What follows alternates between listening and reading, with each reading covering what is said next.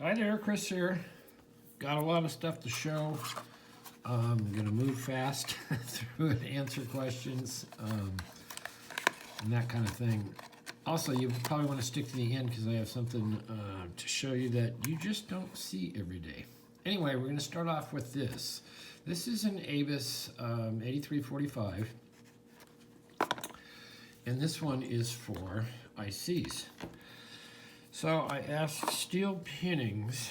I have, I want to stick a core in it. And you take a core, you have the operating and the control key. And the control key will put it in there. So my question to him was, how do I get, see that's what it looks like on the inside. And this is what I have here. So if this were an IC with a little screw on the back and a little, oh, I don't have one sitting here. With the little prongs that go in get captured by the screw, that would work. But this is all I have for all my bests. And of course you put that on there. Come on, that one's bent a little bit. But that's not gonna actuate anything. So that's my question. Where do I go from there? And also maybe Rookie Lock might know as well. So that's that. I just need to know how to go from something that sticks into there and maybe I have to take that plate off. I don't know, but I don't want to take it off and have it go boing. So anyway, Rookie Lock, steel pinnings, questions for you. So that's that. Also, I got some new locks in. Very pretty pack lock in green. This is on Amazon. They're about, I think they're just under 20 bucks. I have picked this one. It's an interesting pick. It's really tough when you're putting tension on it. It's really tough to get anything that's not springy. And I did pick it once. I'm not sure, where the gatekeeper was or when I started to light it up. But I do want to pick this on camera so I can gut it and we can see if it's a little bit different inside. Come on, man. See, and maybe there's a little issue with it. I don't know. Maybe a sticky wicket. Anyway, but I like the pretty green. So you can get these on Amazon. Also, the Irish Lockpicker wanted me to, he wanted an Ilco. So I found this Ilco, and it's a nice one. It's got kind of cool patina on it. But the interesting thing is, this is one of those proprietary cores, and you find them on Yales, and you find them on these Avis, Ilcos. But this is very interesting because it takes a KW1 key. How about that? And it does work, he said. There we go.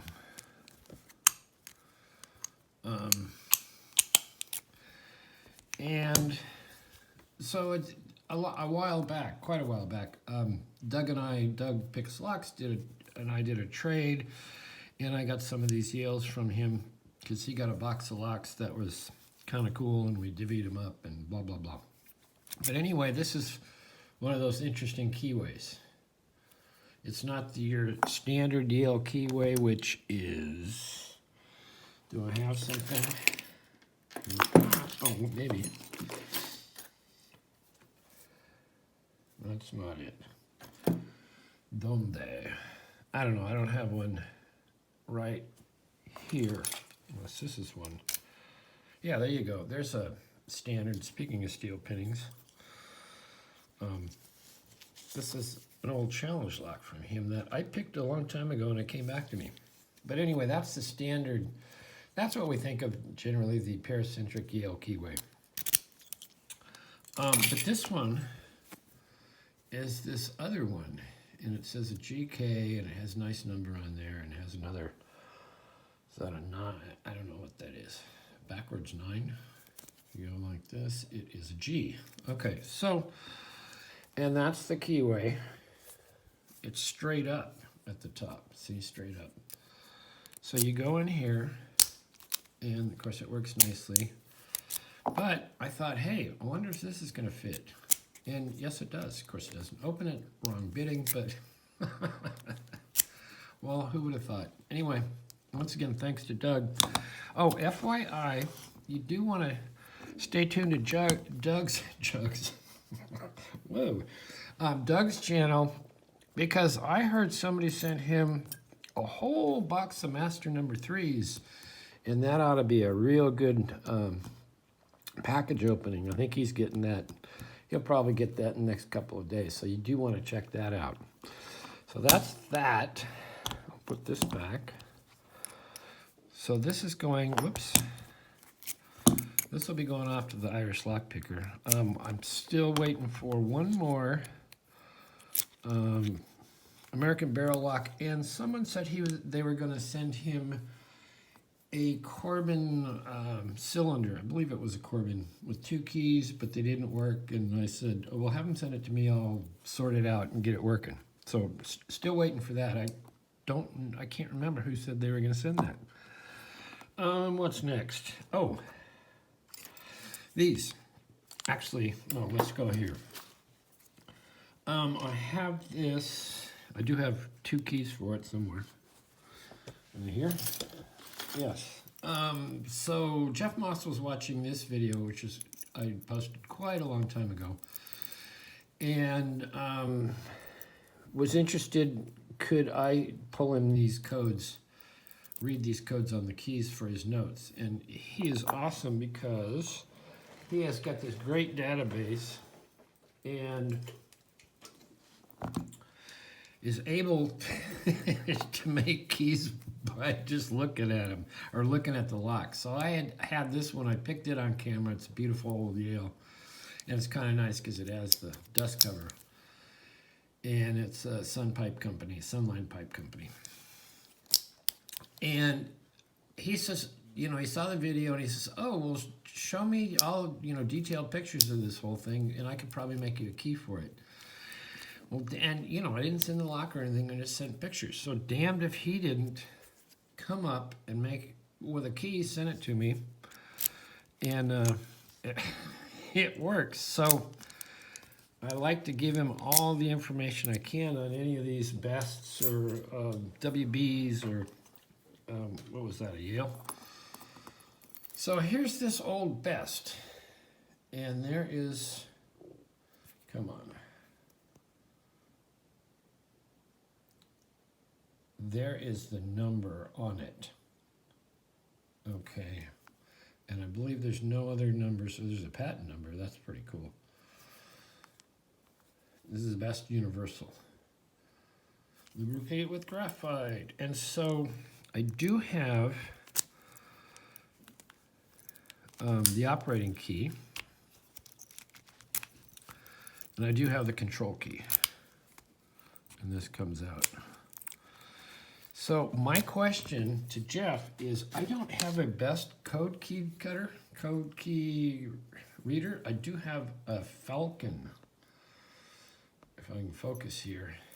So can I use this gauge to pull a code for you? Anyway, that's my question to Jeff. Hopefully I can, or maybe he can convert. We'll see. Anyway, so that's that. Okay, now, these guys. I love these guys. These are registered mail locks, and they are counter locks. So every time it's locked up, it reads a number, and every time it's opened, as you spin the shackle around, this number changes. So it's on 0 down here at the moment. So this is what they look like. I got a bunch of them. They generally don't come with keys.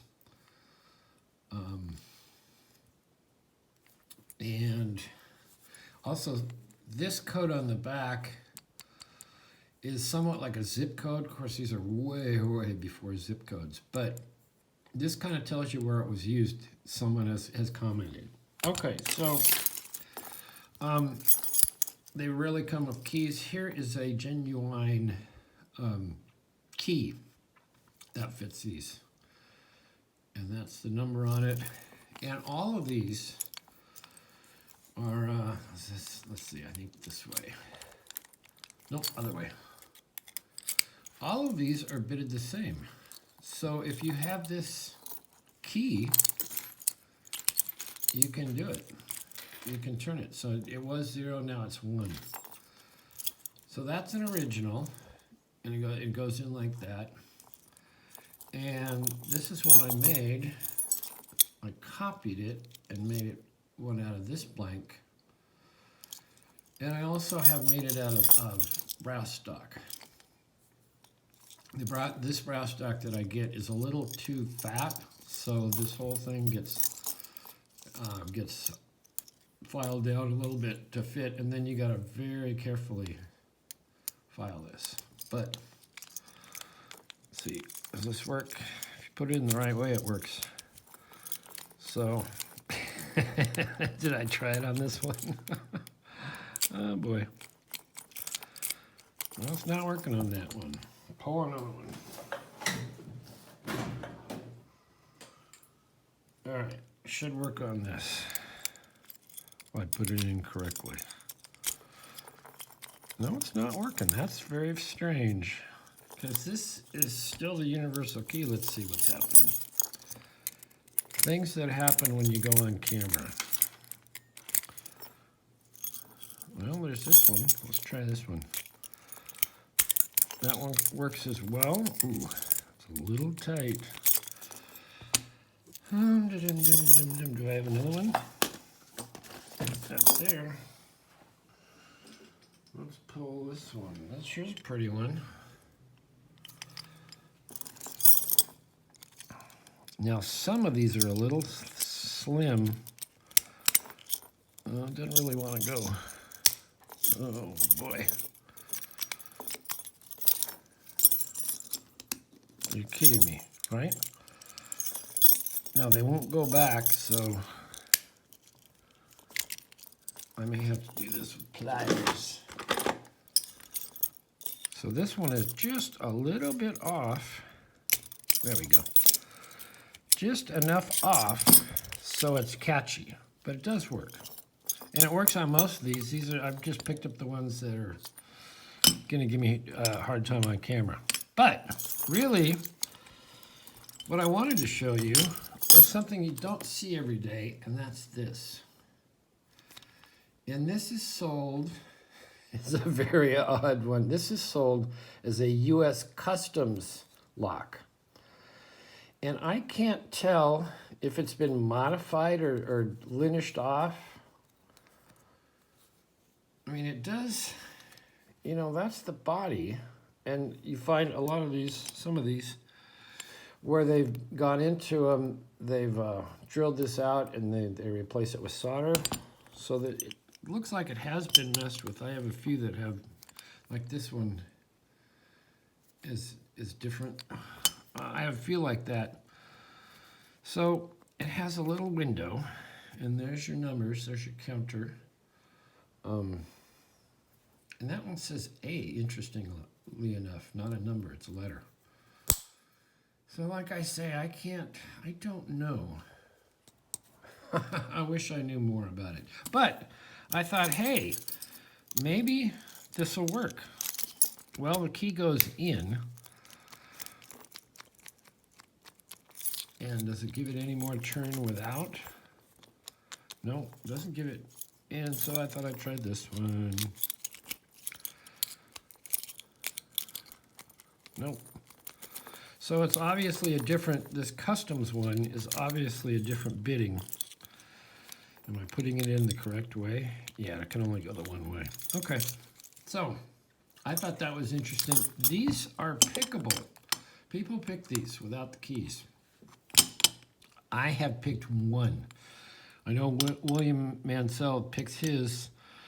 I sent one to Cherokee. She picked hers. I sent some off. Was it Leon or Daz or somebody, and they picked it. There's only these 3 pins. 1, 2, 3. There's only 3 pins. I can't pick them. Like I say, I've only been able to pick one. Anyway, thought that was all interesting. I think I covered just about everything. Yeah, stay tuned for Doug. We can get it some focus back there. He's got a package opening coming up. That should be good. All right. Questions. Oh, answer some of my questions if you know in the comments for the Jeff Moss questions, the steel pinning question on how do I get here from there. And that's about it. Anyway, thanks for watching, subscribing, supporting. Certainly leave a comment, leave answers, or if you have questions about this stuff, or these, or any of this stuff, leave a question in the comments. Okay, we will see you next time.